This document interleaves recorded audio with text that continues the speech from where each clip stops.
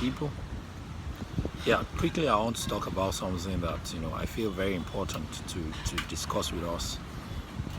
From the book of John 5, Jesus talked about the Bible talks about a man that was in a situation for a very long time, and he was lying by the pool called the pool of in Hebrew tongue called Bethesda, and the man was there lying there, in a state he couldn't move. But that pool has an history of angels coming there to stir up that pool. When the angel comes to the pool, the first man that enters into that pool get hold of any kind of diseases or infirmities. But this man has been there very close to the pool, but he had no man to put him there, because other people always have a man to put them there or something. So he has no man to put him there. But I find out that the case of believers at times are not like that. God didn't intend a man to take the glory over our lives. God always want to take the glory over our lives. So Jesus came to that same place. The man was there for 38 years in that same condition, and he has been beside the pool for a long time. But all what he says and all what he sees is that somebody must come to his aid to help him. Like a man should come to his aid and help him. And that's how a lot of us think today. We always think about a man coming to our aid. We've been in this situation so long. Maybe there's no job, there's no work. Most times, the situation that we are in is about the one the world placed, as a standard. Maybe you've not gotten to a threshold in your life that you think you are supposed to, actually, or things that you think you are supposed to have achieved, which you have not achieved. And we are so good at the blame game. In this part of the world, especially in Nigeria where I came from, we are good with blame game.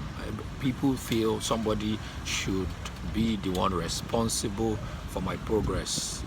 And I always think like that too, until God spoke to me one day and changed everything for me. I always think, my brother in the US, my brother in London, because they collect Mama Charlie, like pounds, sterling, dollars, and all of that. So we believe that our lives should, they should come and bring all their own money and give it to us, and then we should go and enjoy it. But one thing I notice is that if you live like that, you always be bound and you always be restricted. And that's what happened to that man beside the pool of Bethesda. He was there, lying there, bound by talking about somebody must come to my aid, somebody should come help me. And Jesus still told him that without being made whole. Okay, now somebody is here. Do you want to be whole?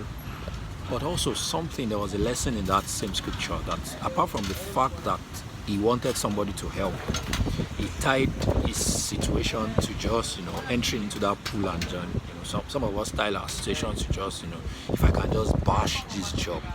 I've always think that to be successful in terms of maybe cash or naira, you have to work in a slum bija, what's it called, Chevron and all. But I came to realize that it's not even about that. It's about changing the way I think. That was just the only thing. I found out that immediately my thought about receiving or getting wealth changed. Everything changed. It's just the way I think, because the Bible says, as a man thinketh in his heart, so is he. So the absence or the presence of money doesn't even make you wealthy. The absence of it or the presence of it is the absence of wisdom. The Bible says a wise man, the Bible was talking about a wise man. He said, in the dwelling of the wise, there is more. But in the poor man, or a man that is foolish, the Bible says he squanders everything.